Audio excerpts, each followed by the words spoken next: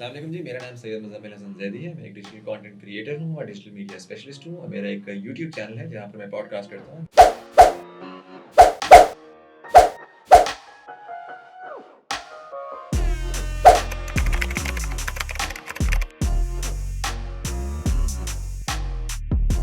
सो मेरा काम प्राइमरीली जो है वो 10 साल 11 साल हो गए हैं ये मैं कर रहा हूँ और मेरा जो कोर है वो ये है कि मैं होप के अराउंड काम करता हूँ और मैं सेल्फ बिलीफ के अराउंड काम करता हूँ कि हमारी अगर कौम को ये सी चीज़ समझ आ जाए कि हमारे अंदर सलाहियत है तो काफ़ी चीज़ें अचीव कर सकते हैं। और उसके अंदर जो मेरा कोर ऑनलाइन कंटेंट है उसमें मैं वैल्यू एडेड कंटेंट ढूँढने की कोशिश करता हूँ। तो मुझे जो बेस्ट चीज़ ये लगती है वो ये है कि इम्पैक्ट जनरेट जब इससे होता है। बहुत सारे लोगों के मैसेजेस आते हैं। बहुत सारे लोग बताते हैं कि जी उनका पूरा सोचने का स्टाइल ही चेंज हो गया। जिस तरह पॉडकास्ट अभी मैं रिसेंटली कर रहा हूँ तो मुझे बहुत सारे लोग आके ये बात कर रहे हैं कि लोगों की कन्वर्सेशन सुन के उनके बहुत डीप रूटेड ख़यालात जो हैं वो बदले हैं।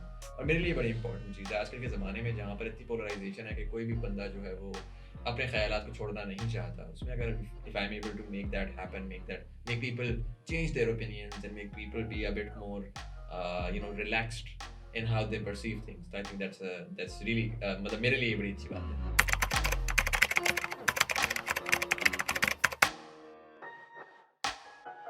अगेन इसमें एक चीज़ ये आती है कि इंटरनेट कनेक्टिविटी की बात आती है, राइट? और जब जैसे-जैसे इंटरनेट कनेक्टिविटी बढ़ रही है तो एक्सेस टू इन्फॉर्मेशन बढ़ रहा है। कंटेंट क्रिएटर्स की जब हम बात करें तो बलूचिस्तान का एक बहुत मेजर मसला ये रहा है कि वो डिस्कनेक्टेड रहा है मेन स्ट्रीम नैरेटिव के साथ। अब उसमें मेन स्ट्रीम नैरेटिव में बहुत सारी चीज़ें आती हैं, उसमें एक नेशनलिस्टिक एलिमेंट भी आता है, पर उसी के साथ-साथ एजुकेशन का एलिमेंट आता है। और एजुकेशन हम हमेशा जब भी एजुकेशन की बात करते हैं तो वो हमेशा बड़ी स्ट्रक्चर्ड एजुकेशन के मतलब ये कि स्कूलिंग हो गई या आपकी यूनिवर्सिटी एजुकेशन हो गई। एजुकेशन बहुत छोटे-छोटे एलिमेंट्स और एरियाज़ में भी होती है, जैसा कि फॉर एग्ज़ाम्पल अखलाकियाती तौर के क्या-क्या अखलाकी चीज़ें होती हैं एक इंसान की, उसमें सोसाइटी के अंदर कैसे घूमना है, सेल्फ लर्निंग की बहुत सारी, स्किल बिल्डिंग की बहुत सारी चीज़ें होती हैं। तो आई थिंक कंटेंट क्रिएटर्स जो हैं वो बलूचिस्तान को मद्देनज़र रखते हुए अगर वो आके इस तरह की चीज़ें बनाएँ जिससे उन लोगों को भी थोड़ा-सा एक sort of main stream narrative में बलोची आ सकें और बलोच लोग जो हैं वो अंडरस्टैंड कर सकें बेहतर कि रेस्ट ऑफ पाकिस्तान किस टेंजेंट पे चल रहा है। तो I think that would be very beneficial and I think this goes both way as well कि जो बाकी पाकिस्तान है उसको बलूचिस्तान का हम जब भी बलूचिस्तान का सुनते हैं तो हम पहाड़ियों का तो सुन लेते हैं या हम समंदर को देख लेते हैं, लेकिन मैं पर्सनली मैं देखना चाहूँगा कि बलोच कल्चर कैसे ऑपरेट करता है, वहाँ के लोग कैसे हैं। हमें पख्तून कल्चर का बड़ा क्लियर पता है, हमें पंजाबी कल्चर का बड़ा क्लियर पता है, बट वो चीज़ मैं ज़रा बलूचिस्तान से भी देखना चाहूँगा जो वहाँ के कंटेंट क्रिएटर्स हैं।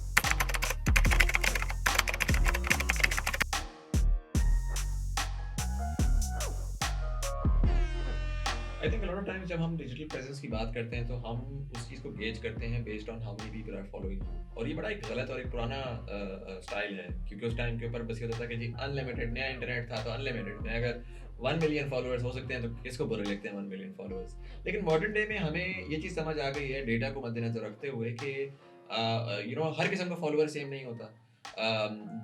Just having a lot of followers does not really mean कि आप एक इम्पैक्टफुल काम कर रहे हैं या कोई यूटिलिटी वाला काम कर रहे हैं। तो जो इम्पैक्टफुल जो मीनिंगफुल ऑडियंस की आपने बात की, जिसमें उसमें होगा ये कि आप एक सेगमेंट बनाएंगे कि भाई मेरा ये सेगमेंट है और मैं उस सेगमेंट को टारगेट करना चाहता हूँ जो कि मेरी आवाज़ को समझ सकता है और मेरी आवाज़ से इम्पैक्ट भी हो सकता है।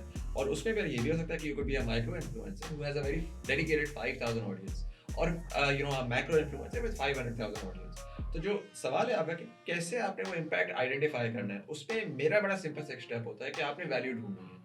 मैं कौन हूँ और मैं क्या बात करता हूँ या करना चाहता हूँ और उस बात के अंदर मैं क्या वैल्यू प्रोवाइड कर सकता हूँ। फॉर एग्जाम्पल मुझे गाड़ियों का इतना शौक नहीं है। मैं अगर गाड़ियों का रिव्यू करने शुरू हो जाऊँगा कि यार आजकल तो गाड़ियाँ नई नई आ रही हैं, मैं जाके गाड़ियों का रिव्यू करना शुरू कर देता हूँ, शायद वो चल जाए। डज नॉट मीन कि मैं सक्सेसफुल हूँगा क्योंकि वो मेरा ना इंटरेस्ट एरिया है ना मुझे उसके बारे में इतना पता है, 4 लोग मेरे से बेहतर उसके बारे में बात कर सकते हैं। तो मैंने अपना पैशन भी ढूंढना है, मैंने देखना है मैं किस चीज़ में इंटरेस्टेड हूँ और मैंने ये देखना है कि इसमें क्या लोगों को मैं वैल्यू प्रोवाइड कर सकता हूँ। उसमें होगा ये कि हर पाकिस्तान में चलता फिरता जो है वो लेट्स से अगर मुझे टेक्नोलॉजी का शौक है और मैं टेक्नोलॉजी के बारे में बात करता हूँ तो हर बंदा पाकिस्तानी जो है वो टेक्नोलॉजी का शौक नहीं रखता और हर वो शायद मुझे देखे भी ना, लेकिन डेफिनेटली एक ऑडियंस है जो कि उस शौक को रखती है और वो ऑडियंस में कैप्चर कर सकता हूँ।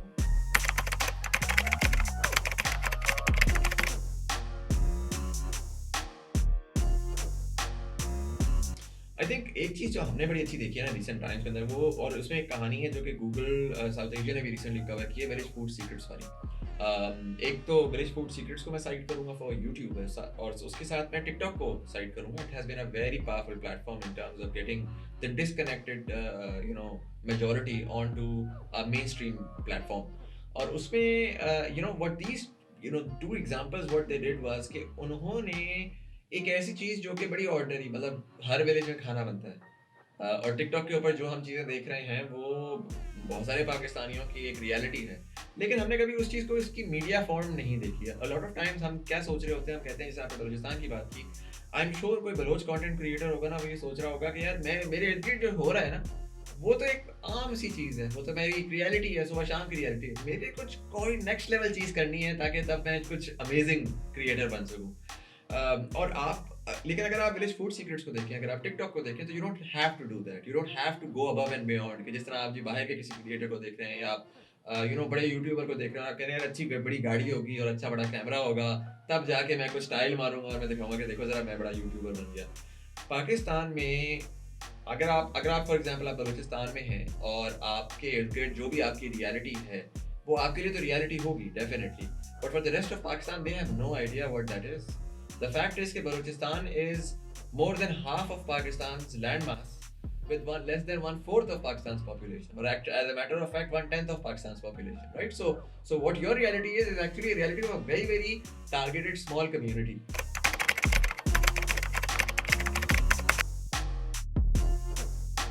फ्यूचर में आपको बड़ा इस तरह से बता सकता हूँ, ये सर $400 मिलियन की इंडस्ट्री है, और ये छोटी इंडस्ट्री है इस वक्त। ये इंडस्ट्री जाएगी $1 billion plus with in the next 3 years, which basically means कि जी जब ये इंडस्ट्री मैक्रो में मैं इसे देखता हूँ, बिकॉज हम जब माइक्रो पे देखते हैं ना तो हम कंपटीशन में आ जाते हैं कि तू बड़ा कंटेंट क्रिएटर या वो बड़ा कंटेंट क्रिएटर।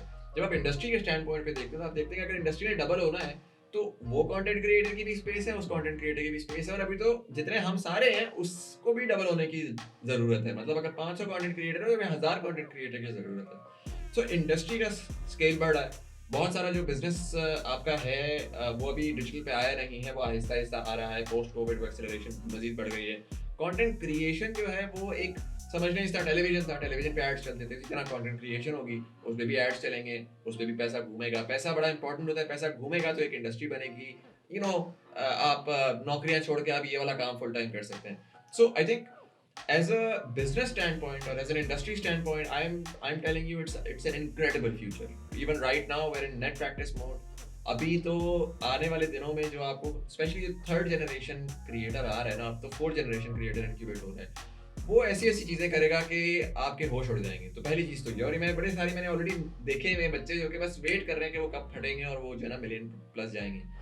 दूसरी चीज ये आती है कि कंटेंट की मैं अगर बात करूँ कि ठीक है इंडस्ट्री और बिजनेस तो एक साइड के ऊपर, बट अगर क्या हमने कंटेंट में भी बड़े लोग आगे कहते हैं कि यार कंटेंट में सब हो गया, इंडस्ट्री सैचुरेट हो गई। अभी तो इंडस्ट्री में हुआ क्या है, व्लॉगर एक इरफान जुनेजो आया था तो व्लॉगिंग चल गई, प्रैंकस्टर एक पीफा पकाव आया था तो प्रैंक्स चलना शुरू हो गए, पॉडकास्ट का भी एक स्टार्ट हुआ है वेव। अभी तो हमने बहुत सारा कुछ एक्सप्लोर ही नहीं किया। अभी तो हम जिसे कहते हैं ना नीश मार्केट्स में नहीं घुसे। अभी तो हमारा जो टेक चैनल्स हैं वो बड़े एक सॉर्ट ऑफ 2-3 प्लेयर्स हैं, उसमें कम से कम 15 से 20 प्लेयर्स की रिक्वायरमेंट है, और अभी क्वालिटी भी बड़ी रूडिमेंट्री क्वालिटी है, उसमें हम क्वालिटी इंक्रीज की तरफ नहीं गए हैं। हमारी गाड़ियों के रिव्यूज तो अभी स्टार्ट हुए हैं, नई गाड़ियाँ आना शुरू हुई हैं, तो ऑटोमोबाइल रिव्यूज की बात हो गई। रिव्यूज ओवरऑल लाइफस्टाइल के बहुत इसकी वसी रिक्वायरमेंट है। Again lifestyle, story telling, vlogging में भी अभी तक हम सिनेमैटिक में घुसे हुए थे। अभी तो 50,000 व्लॉगर्स चल सकते हैं जो कि हर किस्म के डिफरेंट कंपोनेंट को कैप्चर कर रहे हैं और उसका व्यूअर बैठा हुआ है। बियॉन्ड दैट एज वेल, जाहिर कंटेंट क्रिएशन जो है वो सिर्फ और सिर्फ यूट्यूब वाली नहीं है, उसमें वैल्यू जनरेटेड कंटेंट क्रिएशन भी होती है, जिसका मतलब एक एजुकेशन वाला कंटेंट, यानी कि कोर्सेज हो गए आपके, जो आपको स्किल बिल्डिंग क्लासेस हो गई, वो तो अभी तो यानी कि कहते हैं ना हम जस्ट हमने फ्लेवर लिया है उसका। 10-12-15 बंदा है पाकिस्तान में जो कर रहा है, और इसकी बहुत बड़ी डिमांड है। मतलब ये आपको मैं कह देता हूँ 10,000% ग्रोथ है इसकी अगले 2 से 3 साल के अंदर, ये आप देखिएगा।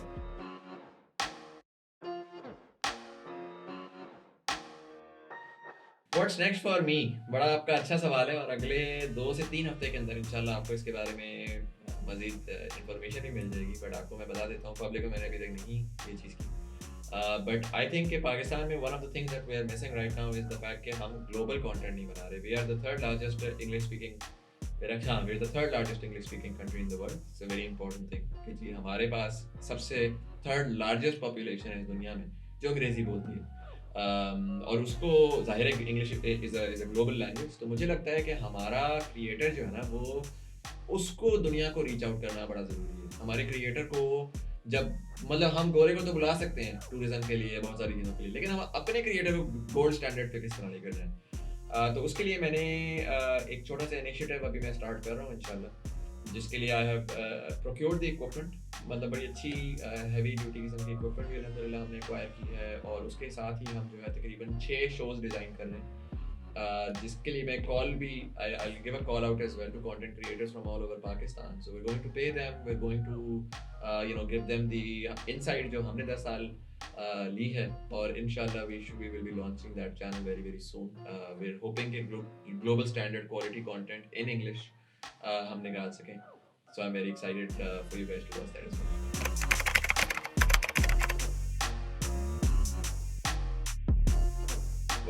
मैं प्रॉब्ली ये बात कहूँगा कि यार पाकिस्तान, अगर मैं पाकिस्तान को मद्देनजर रखते हुए कहूँगा, Pakistan and by proxy Balochistan as well is एक ऐसी उस पे पेरिफेरी पे खड़ा हुआ है जहाँ पर जब हम 20 साल बाद पाकिस्तान को देखेंगे ना, तो ये वाला मोमेंट होगा जिसको हम आइडेंटिफाई कर रहे होंगे। जैसा कि बहुत सारी डिफरेंट कॉमों में होता है कि वो जब अपनी हिस्ट्री देखते थे वो देखते हैं कि यार टर्निंग पॉइंट ये था और यहाँ के बाद फिर मामला अच्छा हो गया।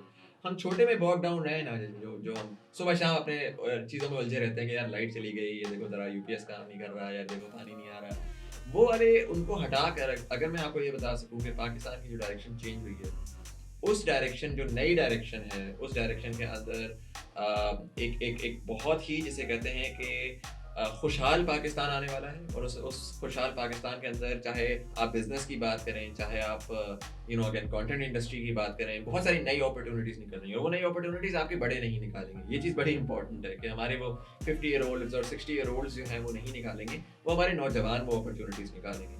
जो पुराने, मेरा मैसेज ये होगा, जो पुराने स्टाइल हैं, जो पुराने ट्रेडिशन हैं, सारे ट्रेडिशंस को बंदे को अपना ख्याल रखना चाहिए है, और अपनी जिसे कहते हैं कि कल्चर को भी मद्देनजर रखना चाहिए, तहजीब को भी मद्देनजर रखना चाहिए।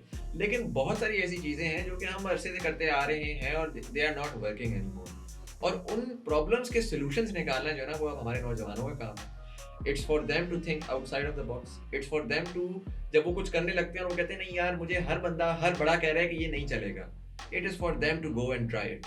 मैं आपको बता रहा हूँ, I have a podcast, I speak to young people almost every day.